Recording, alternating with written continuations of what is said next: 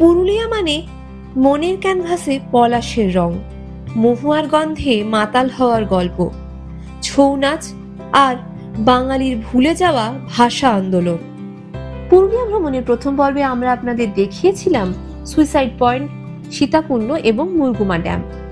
এই পর্বে আমরা আপনাদের জানাবো আপনি কিভাবে পুরুলিয়া যাবেন, খরচ কেমন, অযোধ্যা পাহাড়ের ওপরে বেশ থাকার জায়গাটাই বা কোনটা। আমরা বুঝতে পারছি আপনাদের কাছে আমাদের ভিডিওর নোটিফিকেশন পৌঁছচ্ছে না, তাই চ্যানেলটা ঝটপট করে সাবস্ক্রাইব করে ফেলুন আর বেল আইকনটা কিন্তু ক্লিক করতে ভুলবেন না।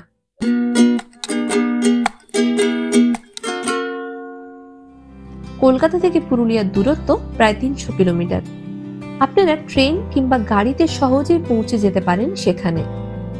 গাড়িতে সময় লাগে 6 থেকে 6.5 ঘন্টা। ট্রেনে যেতে গেলে রাতে ট্রেন ধরাই সবচেয়ে বেস্ট উপায়।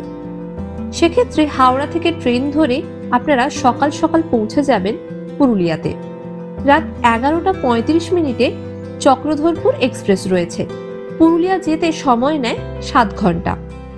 আপনি গোটা রাতটা ট্রেনে কাটিয়ে রেস্ট নিয়ে পরের দিন সকাল সকাল পৌঁছে যাবেন পুরুলিয়াতে। এছাড়াও রূপসী বাংলা এক্সপ্রেসও রয়েছে। এটি কিন্তু সাঁতরাগাছি থেকে ছাড়ে, পুরুলিয়ায় পৌঁছয় দুপুর 12টার সময়। আমরা অবশ্য পুরুলিয়া গিয়েছিলাম রাতের চক্রধরপুর এক্সপ্রেস ধরে। দিনার সেরি হাওড়া থেকে রাত 11:35 চক্রধরপুর এক্সপ্রেসে আমরা উঠে পড়লাম। চক্রধরপুরে স্লিপারের খরচ পড়ে 220 টাকা আর এসি 3 টায়ারের ভাড়া 585 টাকা।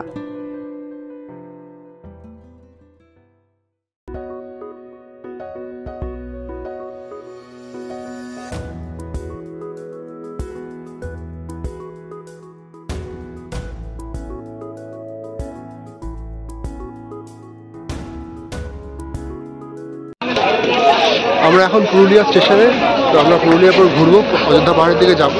স্টিল নাও আমরা পুরুলিয়া স্টেশনে সবে নেমেছি। এই হচ্ছে চক্রধরপুর এক্সপ্রেস, বেশ লেট, 45 মিনিট। আমাদের কিন্তু আগে থেকে গাড়ি ঠিক করা ছিল। লাগেজপত্র গুছিয়ে এবার আমরা উঠে বসলাম গাড়িতে। গন্তব্য অযোধ্যা পাহাড়। রাস্তার দুধারে পলাশের বন, আবার কখনো পাথুরে লাল মাটি, আবার কোথাও কোথাও গ্রামের শান্ত নিরিবিলি জীবনযাপন দেখতে দেখতে আমরা চলেছি অযোধ্যা পাহাড়ের উদ্দেশ্যে। আপনাদের আমরা আগের পর্বেই জানিয়েছিলাম আমরা ছিলাম অযোধ্যা পাহাড়ের উপরে রাজ্য সরকারের যুব আবাস বা ইউথ হস্টেলে। এই হচ্ছে অযোধ্যা পাহাড় ইউথ হস্টেল। আজ এবং আগামীকাল এই দুদিন আমরা কিন্তু এখানেই থাকবো।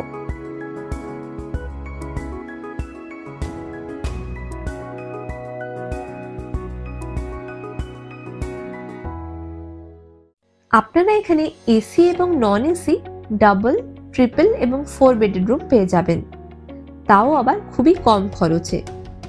তবে সত্যি কথা বলতে গেলে শুধুমাত্র খরচের জন্য নয়, এই যুব আবাসের লোকেশনটাও কিন্তু দুর্দান্ত।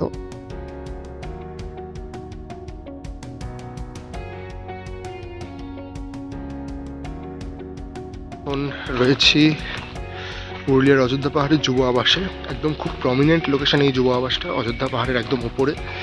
তো এখানে অনেক রকম রুম রয়েছে কম রেটে, যারা যারা আপনারা আসবেন দেখতে পারবেন। বিশাল বড়, পুরুলিয়া শহরও একটা রয়েছে, কিন্তু এইটা একদম পাহাড়ের ওপরে। বেশ সুন্দর এখানকার প্রাকৃতিক সৌন্দর্য, চারিদিকে একেবারে গাছপালায় ভর্তি। আর খাবার দাবার মাঝে মাঝে বন্ধ হয়ে গিয়েছিল, কিন্তু এখন আবার চালু হয়েছে। বেশ ভালো খাবার দাবার, খুব একটা খারাপ নয়। আপনারা এখানে এলে ট্রাই করতে পারেন, যেহেতু খাবার দাবারের আশেপাশে একটু ক্রাইসিস রয়েছে। এই হচ্ছে আপডেটেড ঘর ভাড়া।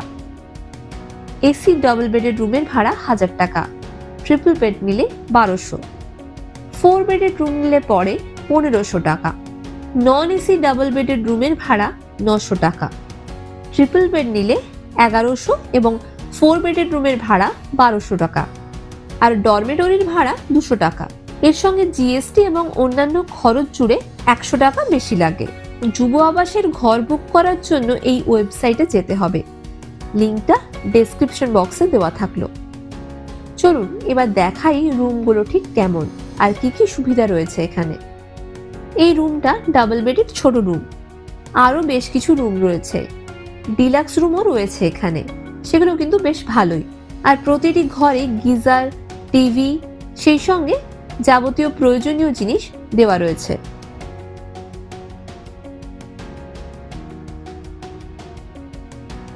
তবে পুরুলিয়ার ইউথ হস্টেলে যে জিনিসটা আমাদের সবচেয়ে ভালো লেগেছে সেটা হলো এই ওয়াচ টাওয়ার।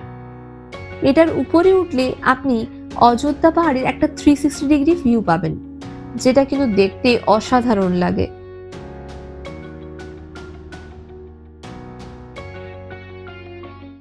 কংক্রিটের জঙ্গলে রোবোটিক জীবন ছেড়ে এখানে এসে কয়েকটা দিন কাটালে আপনি বুঝতে পারবেন প্রকৃতিও কথা বলতে পারে। এই যুব আবাসটি অনেকটা এলাকা জুড়ে, এখানে মোট 25টি ঘর রয়েছে। আমাদের পুরুলিয়া সিরিজের দ্বিতীয় পর্ব আজ এই পর্যন্তই। তৃতীয় পর্বে থাকছে marble lake, Bamni falls, upper dam, lower dam সহ আরো বেশ কিছু আকর্ষণ। সেই ভিডিওর নোটিফিকেশন পেতে এখনই কিন্তু চ্যানেলটা সাবস্ক্রাইব করে রাখুন আর বেল আইকনটায় ক্লিক করতে ভুলবেন না।